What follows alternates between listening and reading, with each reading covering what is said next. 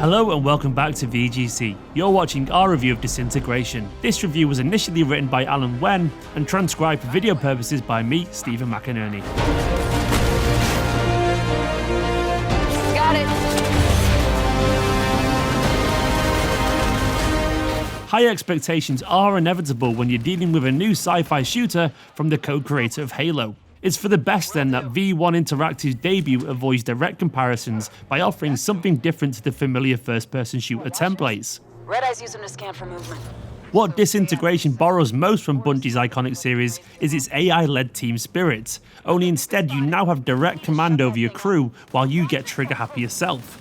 Disintegration's own distinctive feature is the grav cycle players will spend the whole time piloting. A cross between a hoverbike and a TIE fighter, the grav cycle packs its own share of firepower, but when enemies are spawning from all sides, its greatest advantage is hovering above the immediate danger to survey your surroundings, almost like a top-down real-time strategy. Brace yourselves. It's about to get uncomfortable. Your crew fight capably on their own, but each has a cooldown based ability you can use to gain the upper hand, from lobbing concussion grenades to unleashing area of effect bombardments. Pummeling enemies into a stagger state is usually the best option, not only as they're weakened but it also buys time, allowing players to focus on taking them out quickly or shift priorities to another threat on the other side. Oh yeah, much better. Some things only your crew can do, albeit with prompting, such as operating machines, cracking open crates, or activating healing zones. You can also better plan your approach by scanning surroundings to distinguish interactables or highlight enemies. Destructible environments are also fun to rip through to break away enemy cover. Even in an indie-sized production, V1's 30-man team manages to impress with large varied levels encompassing the beauty of the natural world, as well as futuristic cities turned into war zones.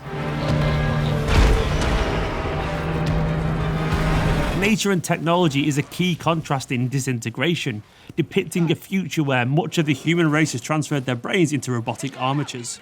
The evil red-eyed robotic organisation Rayon, however, wants to see it that the rest of humanity follows suit, which neatly leads us to the protagonist Roma Shoal and a scrappy ragtag crew of integrated outlaws fighting back in resistance. I'm sorry. Were you two having a moment? While Roma often feels more like a cipher lacking charisma, despite supposedly being a celebrity grav cycle pilot in his former life, the rest of the cast play off each other nicely, making for an entertaining and well-paced story throughout the 12-mission campaign. There's genuine variety too, whether you're sneaking in for a solo prison break while another has you evading deadly and disruptive EMP charges. And I am not easy to impress. New allies are introduced almost as regularly as new enemy types, including a few grandstanding bosses.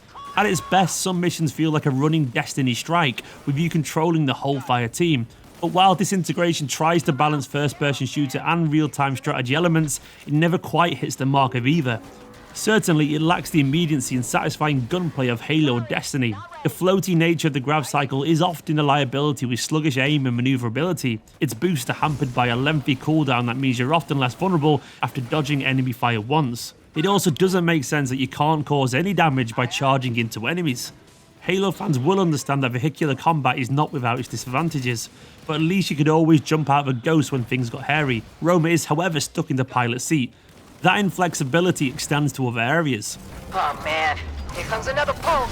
You might get to wield a decent variety of weapons, but you don't get to pick these or who's on your crew on any given mission. The most you can do with the latter is remap the commands on the D-pad. There's at least a progression system that unlocks new upgrades for your crew in between missions. Finding the required chips and completing optional challenges in each level should encourage replays, yet it's undermined by not being able to replay with different loadouts. That the marksman cannon, one of the most satisfying weapons you'll get your hands on, only appears in the campaign once is a particular waste.